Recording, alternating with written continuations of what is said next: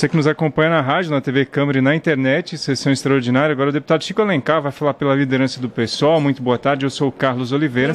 Já mais detalhes também da sessão para você que nos acompanha. Estados Unidos da América do Norte. Não é o norte do destino brasileiro.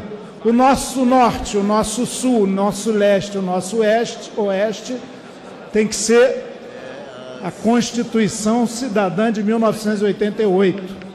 Mas os Estados Unidos, que tem uma história comum à nossa, com uma parte, inclusive, das antigas 13 colônias inglesas vivendo a situação de escravismo, de latifúndio, de absoluta dependência, nem todas as colônias do norte se desenvolvendo mais, de maneira mais autóctone, o que permitiu, inclusive, como colônia de povoamento, um desenvolvimento mais pleno. Mas Estados Unidos, como vários outros lugares do mundo, são alguma referência para nós e nos trazem uma lição interessante. O Donald Trump, com a sua empáfia, a sua arrogância, presidente eleito naquele sistema não invejável que fez com que Hillary Clinton, tendo 3 milhões de votos a mais nos colégios eleitorais dos estados do que Trump, tenha perdido a eleição presidencial. Mas lá o sistema eleitoral é interessante porque no meio dos mandatos presidenciais há uma espécie de aferição desse mandato na eleição para a composição da Câmara dos Deputados e do Senado. E não é que o todo-poderoso Donald Trump perdeu a eleição na Câmara dos Deputados?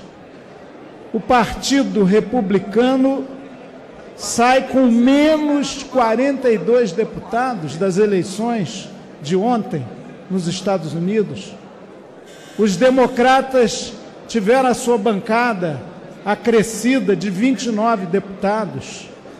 É verdade que no Senado a maioria tênue dos republicanos, que passaram de 50 para 51 senadores, se manteve. Os democratas perderam 3 senadores, mas os independentes fizeram 2. Portanto, esse sistema eleitoral, com as suas características, suas limitações, suas pressões e contrapressões, ele é sempre interessante para a gente mitigar certas empáfias de vitoriosos, ou a ideia de um poder contínuo e permanente. É claro que as limitações, as bravatas ou as posturas de Donald Trump, inclusive, por exemplo, como sair do Acordo de Paris, terão na Câmara dos Estados Unidos forte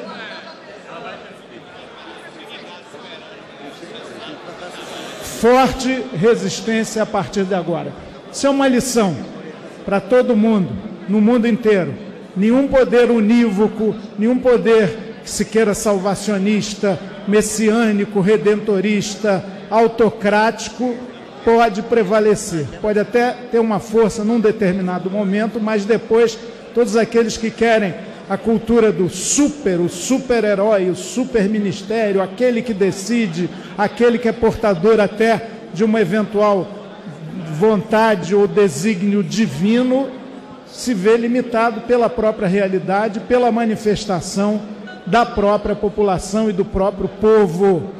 É bom a gente entender isso no Brasil, das eleições periódicas, do respeito absoluto à Constituição e aos direitos sociais que ela inscreve, para que a gente continue aprendendo a democracia. Ninguém tem poder absoluto.